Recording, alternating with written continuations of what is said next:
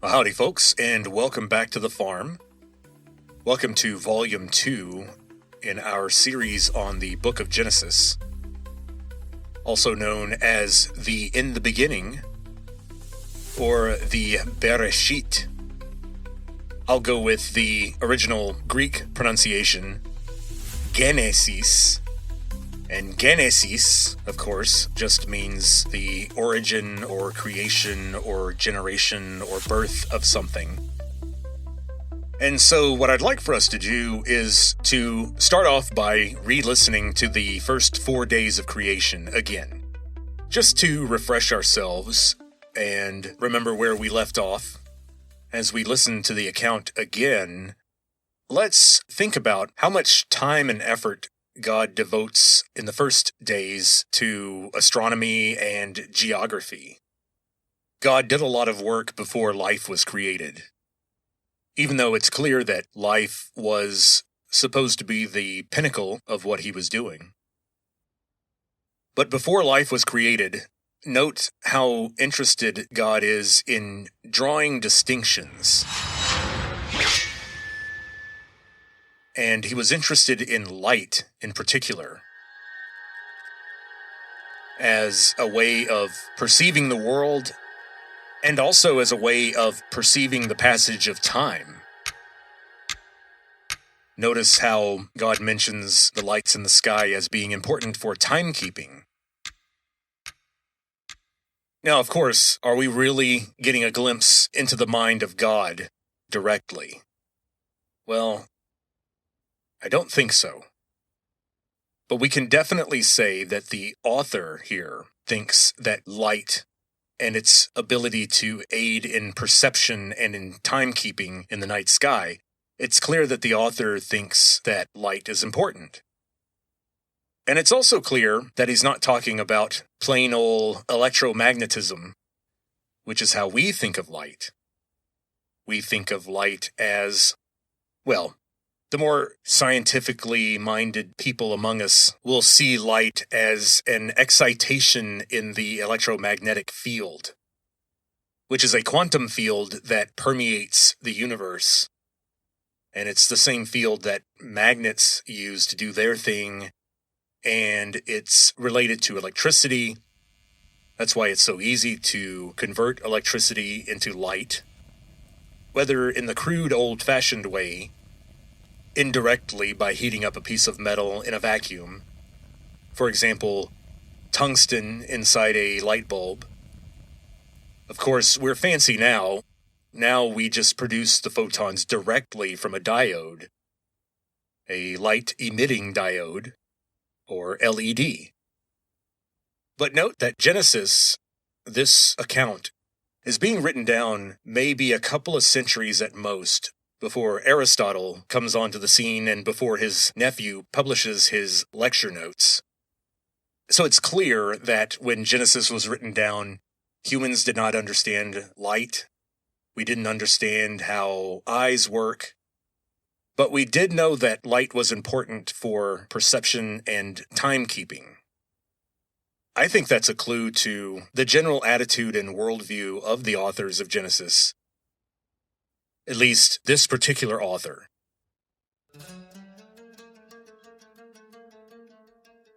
The priestly source. The author that refers to God as Elohim, which is plural, by the way. Technically, that's Hebrew for gods, with an S. But it's seen as just being respectful toward one particular god. Think of the royal we. Later on in this episode, when we hear God create humans, we'll hear him say, "Let us create man in our own image." This author, who refers to God in the plural, was from a noble class and would have been someone born into power. And even though they were part of the leadership of the Israelites that was held in captivity by the Babylonians, they were eventually released. And there was a great deal of pride and optimism and enthusiasm among the leaders of the people that would become known as the Jews at the time, because they had survived the Babylonian conquest. And they had come out of it stronger than ever. And so the writing down of Genesis is, to some extent, a victory lap for the powers that be among the Jews. And when we re-listen to it, we also need to bear in mind that, according to this account, God is not creating the universe that we know. If you listen carefully, you'll note that this was supposed to be a peaceful garden planet. There was fruit everywhere, and although presumably we have to assume that some of these animals were going to die at some point, they weren't just going to live forever and stack up like cordwood all over the earth. There's still a sense that there's no pain or predation or killing or suffering. It's very much an idealized world. Which, by the way, is precisely what you would expect from someone from an upper-class point of view.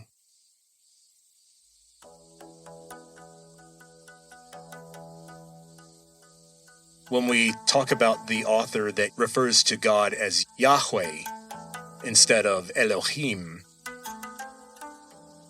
we have a different tone. And, by the way, the Yahwist is the author that wrote the account of Adam and Eve.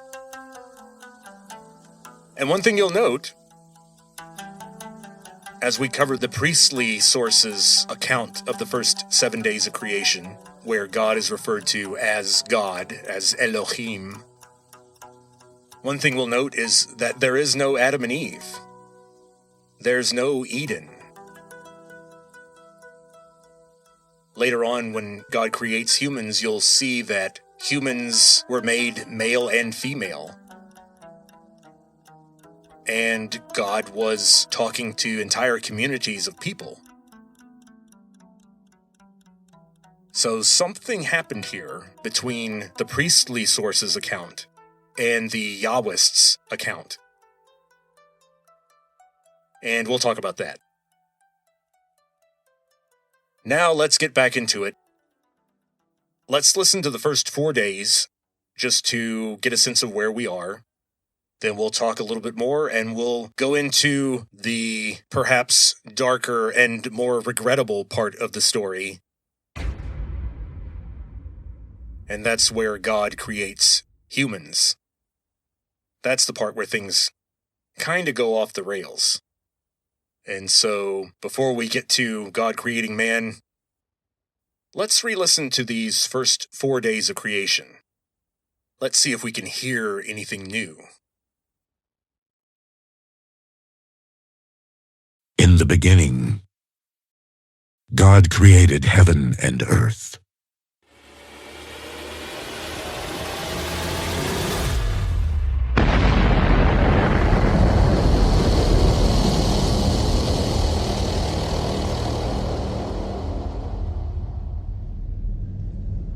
Now the earth was a formless void. There was darkness over the deep.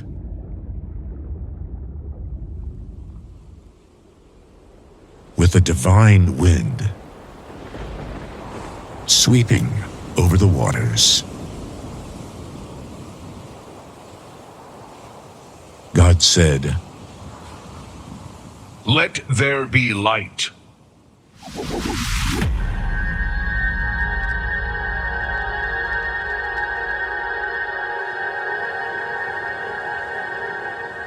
And there was light.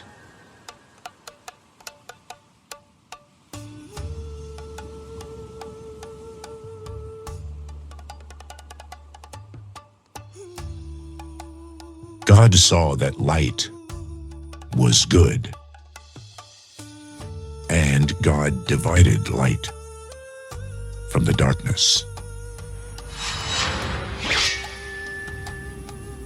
God called the light day, and the darkness he called night.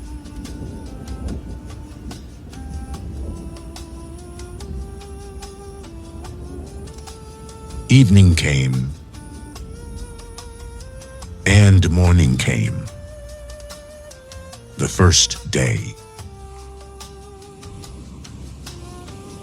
God said, Let there be a vault through the middle of the waters to divide the waters in two.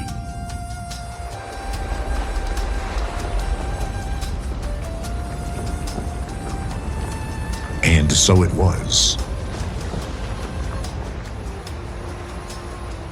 God made the vault, and it divided the waters under the vault from the waters above the vault. God called the vault heaven.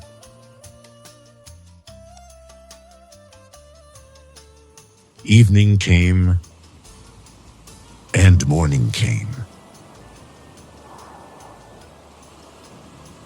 the second day.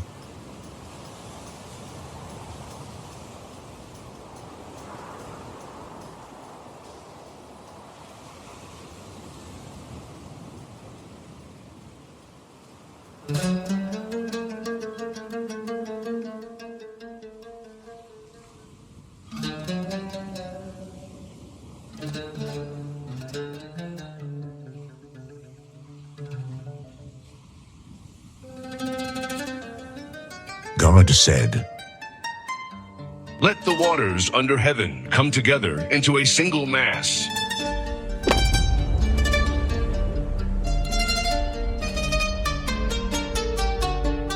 And let dry land appear.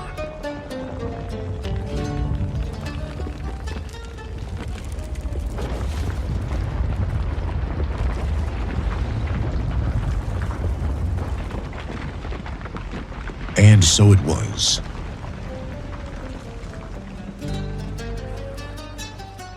God called the dry land earth, and the mass of the waters seas.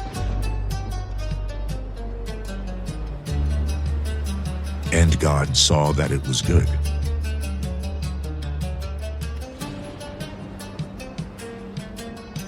God said, Let the earth produce vegetation,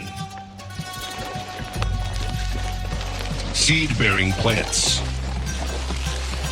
and fruit trees on earth.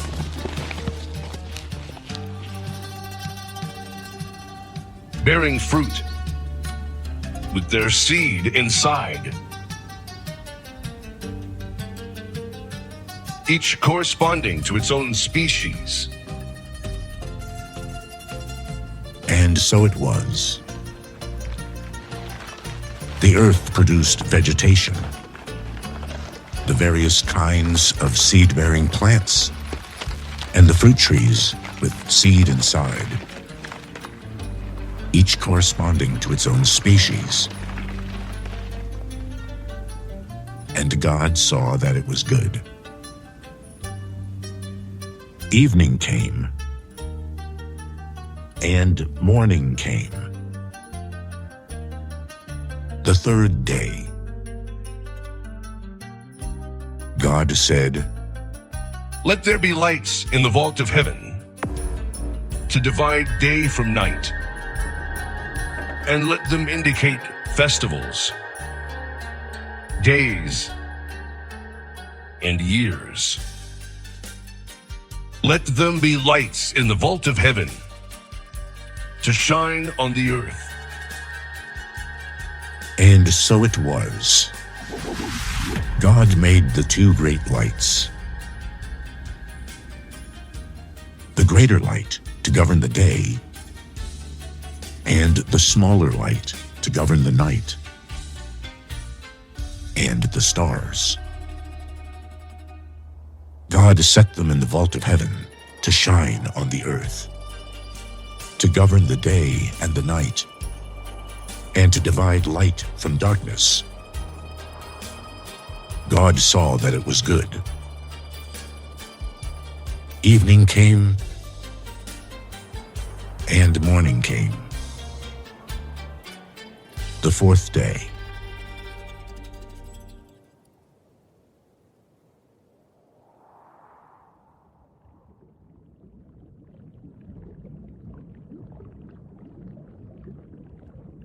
God said, "Let the waters be alive,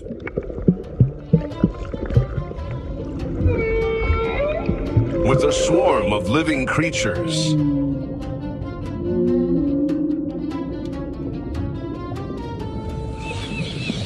and let birds wing their way above the earth, across the vault of heaven."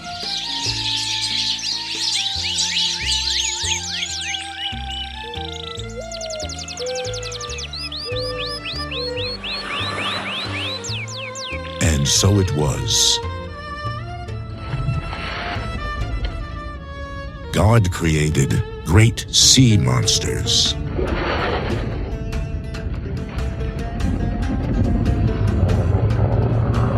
and all the creatures that glide and teem in the waters.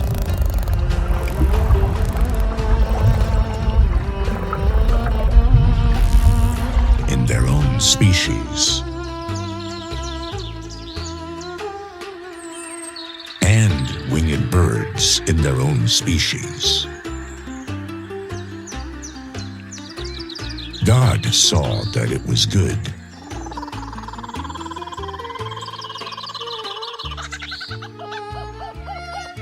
God blessed them, saying, "Be fruitful, multiply, and fill the waters of the seas,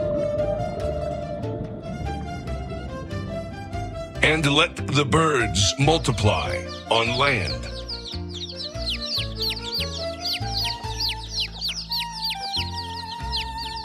Evening came,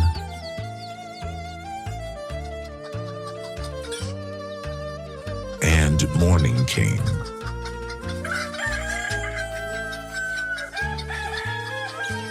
the fifth day.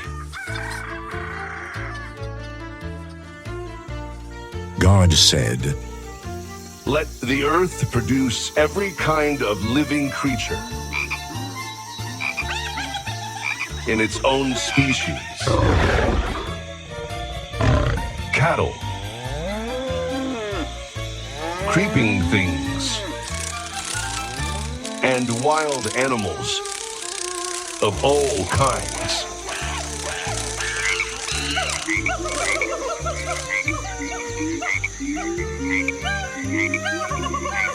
And so it was.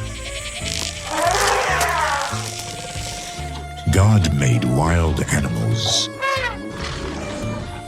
in their own species, and cattle in theirs, and every creature that crawls along the earth.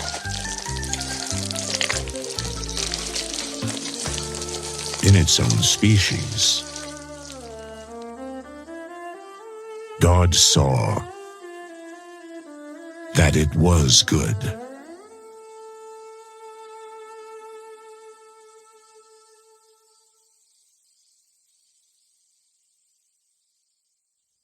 There is one phrase in the previous clip that I think was interesting, and it brings up this idea of evolution versus creation. And that is the part where God says, "Let the earth produce every living creature." And God is clearly talking about the animals that preceded the creation of humans. And it sounds a little bit like evolution. God didn't come to earth and shape each animal out of clay. God seems to have taken a more hands-on approach in the creation of humans, as we'll see, than he did with other animals. And so this "let the earth produce every living creature" jumped out at me because it seems a little bit more indirect. The other thing I notice in this world before humans was there is not much of a focus on agriculture or hunting. It's almost like the earth was supposed to be a kind of gigantic garden. And obviously, once humans are created, in day 6, you'll see that there is an indication that there will be hunting and predation, especially of humans hunting birds or fishing. But it appears that God didn't intend for famines or over-farming. The plan was that people were going to have what they needed. Once again, this may point to the character of the author and the culture that the author comes from, rather than the character of the actual creator of the universe. There is a moral quality to this universe, and the story is already laying the groundwork to sort of trap us, to pull the rug from under our feet. Because Genesis, as I said before, is going to lay the blame for our miserable world directly at the feet of humans. Genesis is going to show us this beautiful world that could have been, and then it's going to show how humans are going to cause God to eventually regret creating humans, which I think is fascinating. You have an all-knowing being that presumably has a pretty good idea about the future, but God is committed to running this, I guess, free will experiment. This idea that we'll bring a little bit of the divine, a little bit of the immaterial into the material with these little ape things, and they'll get real smart and they'll start hunting and building houses and it'll be kind of cool. Well, I'm the first to say I think that the whole free will experiment is a mistake, and that maybe there's a certain level of moral clarity and intellectual capability that you have to reach in order to achieve self-awareness. Because right now the world is covered in people with self-awareness, meaning they are aware of their own pleasures and pains and desires and hatreds, but they don't see where they've gone off track. So Genesis is not talking about physics. It's not even really talking about history. It's talking about human choices. It's talking about how we see ourselves in the universe and who we think we are. I think it's fascinating that Genesis was clearly written by people who, for whatever reason you might suspect, and there are all kinds of legitimate moral reasons why someone would think this, but the authors were convinced, like many people are now, that something was off with the universe. We can tell that they didn't like the world they saw around them, with all the poverty and the pain and the misery and the oppression and the predation and the violence, because they're kind of writing a whole big book to explain why the world isn't good. How on earth is it that the world is ruled by this moral perfect being and was created by it, and this being also delegates authority to humans on earth, like everyone's local landlord/warlord in antiquity, and somehow that system doesn't work. Somehow people are still miserable. So what do? Well, Genesis does a pretty good job of, as I said, placing the blame at our feet. Well, speaking of missteps, we're right about there. God has made the heavens, and now the earth is full of life. And so now we're at the moment of truth. God has made the heavens. He's created the vault, thus indicating that this story is from before the Bronze Age collapse. And now the earth is full of life. What next?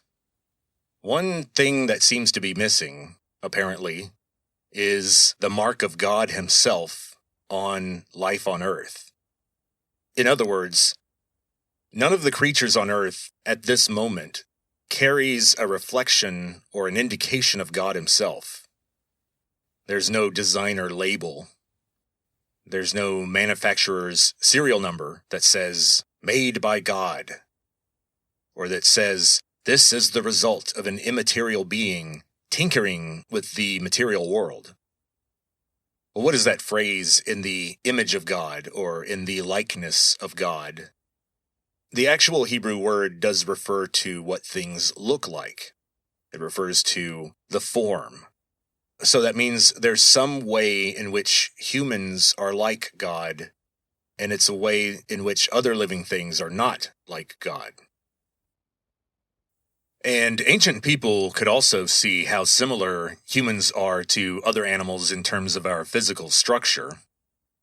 So I think it's safe to suppose that this particular indication of God, this likeness, this mark that makes us in God's image, is behavioral in nature and not structural or physical. This thing about being in the image of God appears to be related to how we think and what we do. Humans don't just go around eating fruit and flying around or swimming and making noise. We make plans. We grow communities. We thrive. We build stuff. We develop new technologies. And when we listen to the last 2 days of creation, note God's commands to humans, what he wants us to do. This is one of those cases where Genesis or the Bible couldn't be clearer.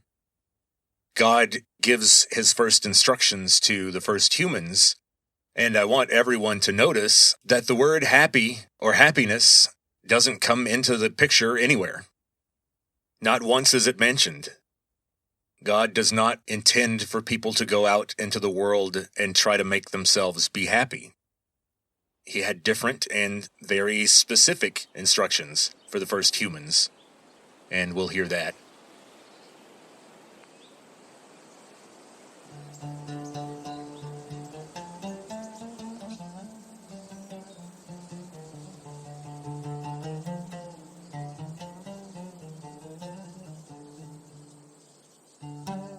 God said, Let us make man in our own image, in the likeness of ourselves, and let them be masters of the fish of the sea, the birds of heaven, the cattle, all the wild animals, and all the creatures that creep along the ground. God created man. In the image of himself. In the image of God, he created them. Male and female, he created them. God blessed them, saying to them, Be fruitful, multiply, fill the earth, and subdue it. Be masters of the fish of the sea, the birds of heaven, and all the living creatures that move on earth. God also said, Look, to you I give all the seed-bearing plants, everywhere on the surface of the earth, and all the trees with seed-bearing fruit. This will be your food. And to all the wild animals, all the birds of heaven, and all the living creatures that creep along the ground, I give all the foliage of the plants as their food. and so it was. God saw all that he had made, and indeed, it was very good. Evening came, and morning came, the sixth day. Thus, heaven and earth were completed with all their array. On the seventh day, God had completed the work he had been doing. He rested on the seventh day.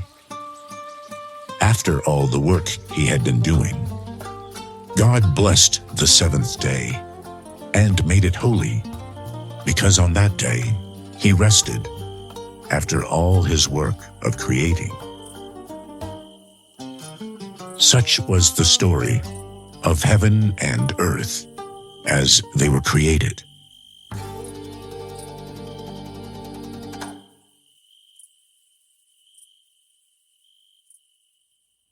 So I think I know what a lot of you might be thinking. You're thinking, Vincent, wait, did we skip something? How did we get women and children and entire communities and fishing boats and hunting parties without Adam being by himself, and then God making Eve separately? What's up with that? The author didn't mention any surgery. No ribs were removed. Well, that's par for the course. Welcome to the world of Genesis. It's complicated. Genesis wasn't written by one person, and it wasn't written all at one time. And the stories were collected from various time periods, and the continuity is not always exact. And I think it's clear that the importance of these stories is not because they give us detailed, factual information about how God created the universe. I don't know that that's the most reasonable position. But I do think it's reasonable to say that these stories are very old, and in many cases, these old stories have been corroborated by other older stories that we find. And we'll talk about that at the very end of this volume. But some of the strangest parts of the story tend to line up with other stories that seem to be independently confirming something. And of course, I'm talking about the gigantic flood that Genesis talks about and how Noah survived it. Well, as I'm sure a lot of us have heard, the Noah story is not the only great flood story. Now, am I suggesting that the entire world flooded? That only the highest mountain peaks were not underwater because the vault was opened so that the upper water could fall down onto the earth? No, I don't actually think that. In fact, I think that the candidates for what might explain the flood myth, the actual geologic events, were all very large-scale events in terms of geography, but they didn't affect the entire globe. Some people have suggested that the refilling of the Mediterranean basin caused that story. That very, very early human settlements had been built on land that would eventually become the seafloor of the Mediterranean. However, I tend to agree with the people who think that this flood myth refers to something that happened in Mesopotamia, in what is now Iraq. And as we'll see, the Genesis authors are pretty explicit about their connection to Mesopotamia. In fact, when they tell us where Eden was, you'll be surprised to hear some familiar names in the landmarks that they use. Now we have to talk about why was creation divided into 7 parts? Well, this brings up the number 7, which in Israelite culture especially, and the world of antiquity in general, for Israelite culture in particular, and for the larger Mediterranean world of antiquity in general, the number 7 was seen as a sign of completion or fulfillment, or perfection, or good fortune. And it's interesting that this obsession with the number 7 did extend into the Israelites grouping the days into groups of 7 and calling them a week. And this is something that the Greco-Roman world did not do.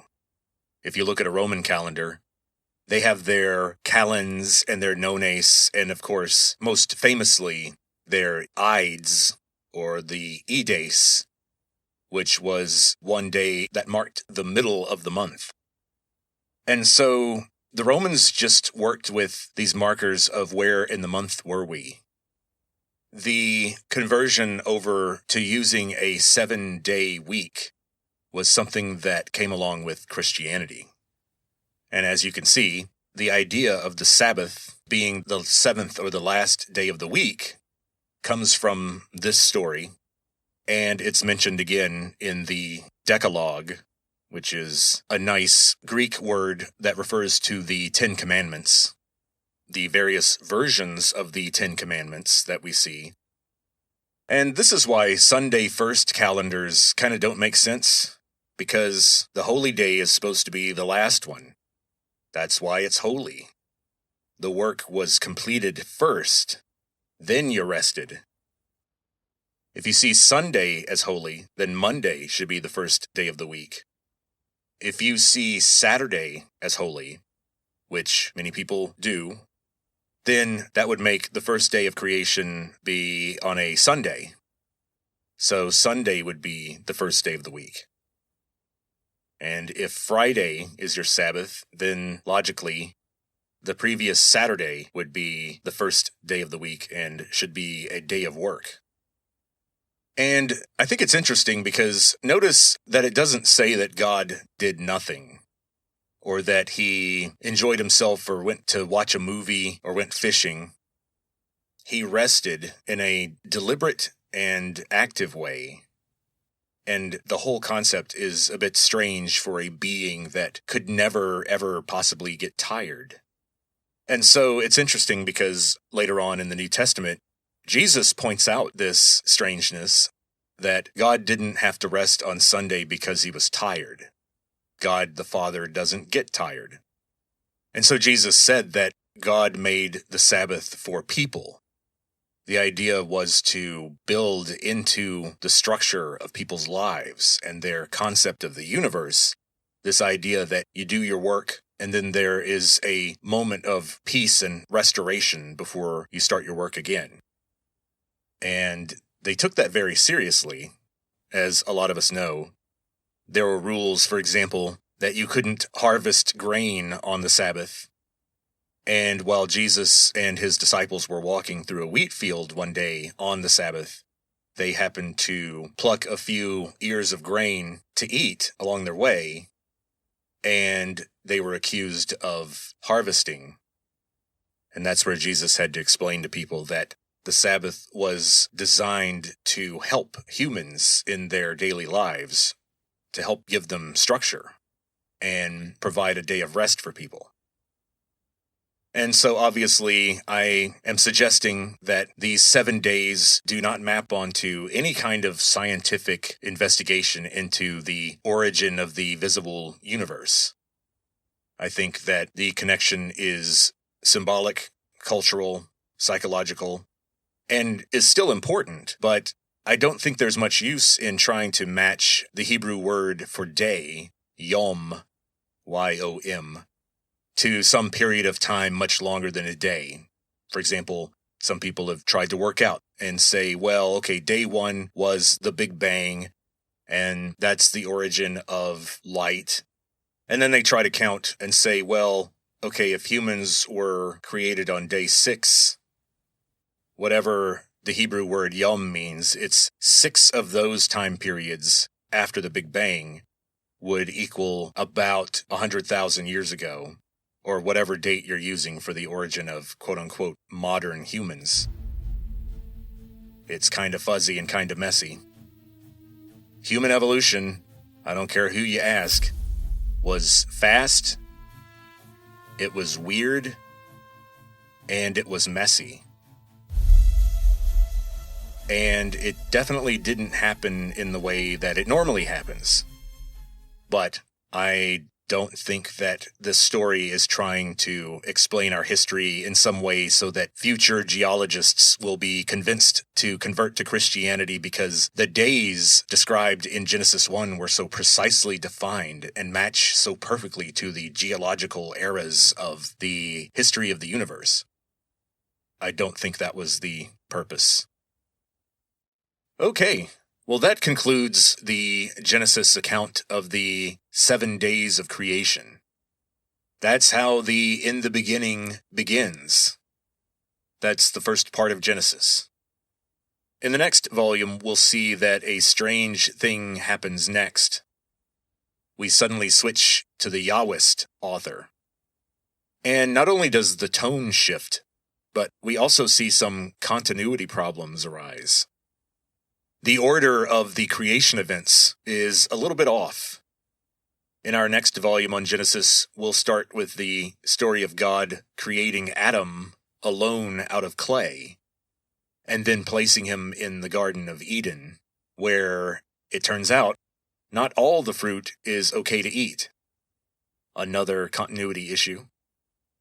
So, if one author is talking about Elohim, another author uses Adonai, which is like Lord or Master.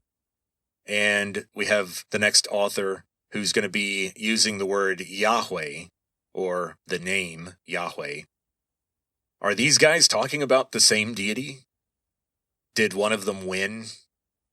Well, I think the reason why Yahweh fell out of use is because of the later prohibition against using that name in vain. And a lot of people, in order to avoid possible controversies about what constituted in vain, they simply just stopped saying it. And in a lot of the scriptures, in the old scrolls, you'll see that the tetragrammaton, meaning the 4 Hebrew characters that represent Yahweh, the name of God, are sort of censored. They're not written out fully. And later on in Exodus, we will see the moment when Moses meets Yahweh, and Yahweh reveals his name to Moses. And it's a hint as to what God thinks of himself, or maybe how he wants to connect with humans. Because the translation has been debated, and it's kind of vague. We're not talking about ancient Greek. But it translates to something like, I am he who is, or I am that I am, or just, I am isness, I am existence.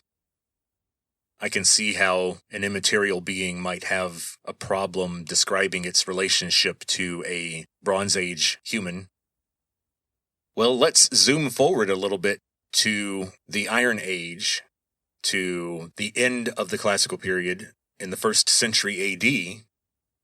We know with a fair amount of certainty what word Jesus used to refer to God.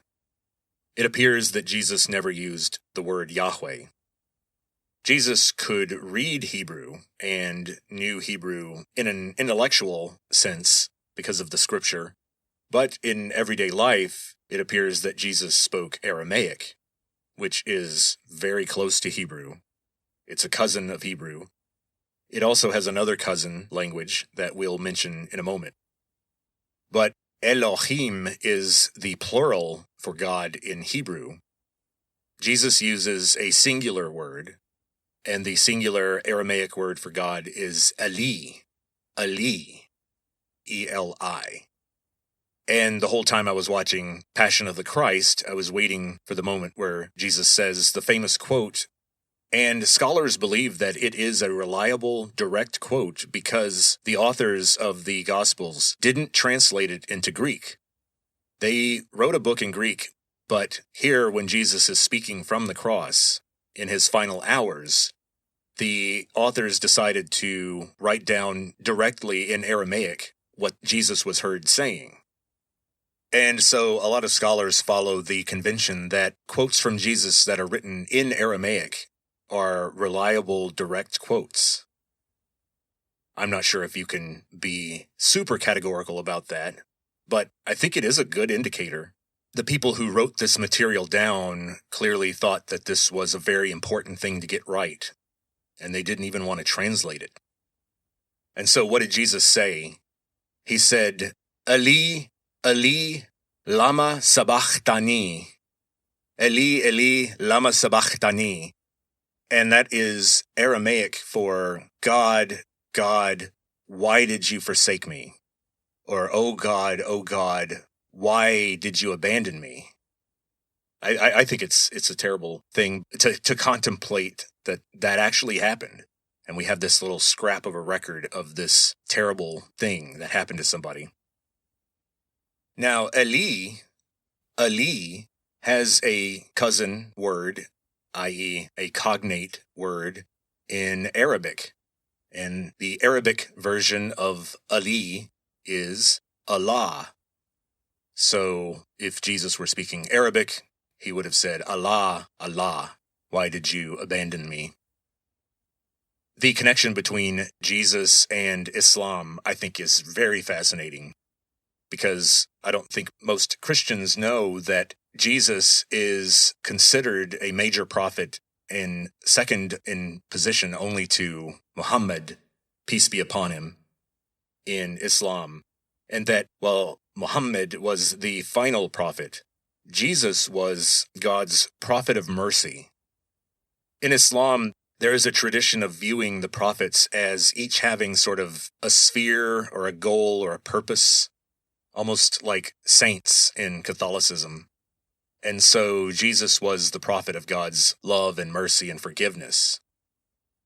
But it's important to note that to suggest that the Trinity is true or that Jesus was the Son of God in any kind of true genetic connective way, then that's haram. That's forbidden. In Islam, the idea that Allah would cause a woman to become pregnant with a being that had some sort of extra connection with God, God's direct offspring and not a creation, that would be forbidden in Islam. In Islam, we are creations. We are clay. We are slaves to Allah.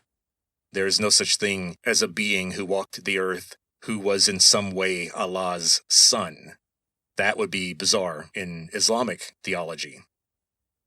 So Jesus is definitely discussed in Islam, but the idea of the virgin birth or the resurrection is discarded entirely. So in the year 2025, are these stories still important? Do they matter? I think our world has polarized into a very small group of people who think that these stories are literally and factually true and were directed to be written down by God, and that we can read between the lines and squeeze them for all the goodness and wisdom that we will surely find among these ancient lines of text. And then you have people who think that they are utterly worthless, that they're just the prattling on of ancient people. It's just an old voice of ignorance. Well, I think the best course, the wise approach, is somewhere in between. Because even traditional Orthodox Christians will tell you that God did not write Genesis. These are not literally the words of God as though they were magically inscribed onto stone tablets, like in the Exodus story.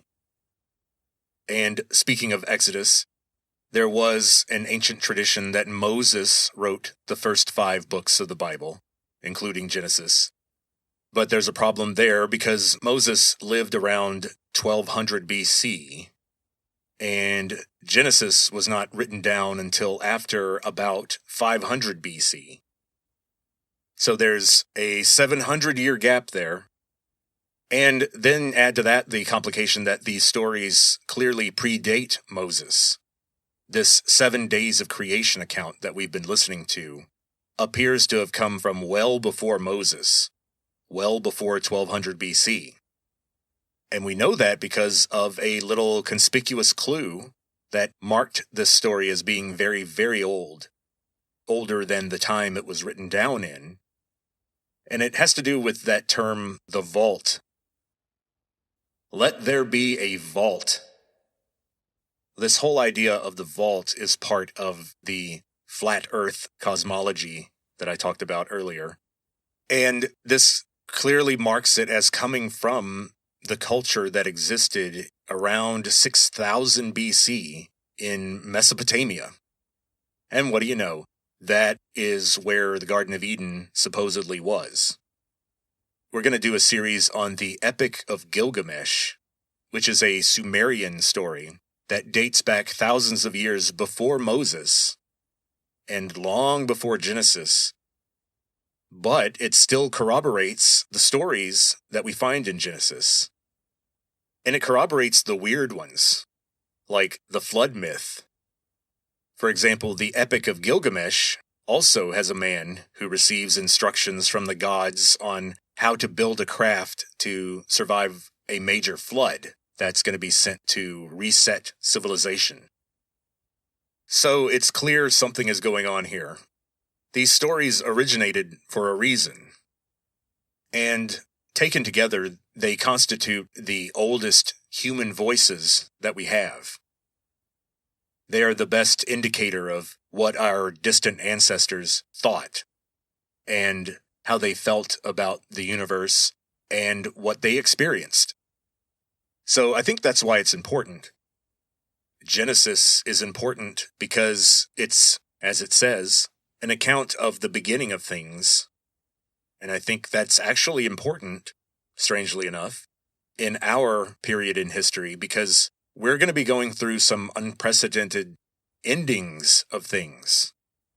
And I think in times like this, when we're crashing into what's been called the technological singularity, and as AI and long-term weaknesses in our economic system take their toll and create cultural and political havoc and economic devastation in the 2030s, in times like that, it's more important than ever to consider the past, to think about where we came from, to think about what we've been through before.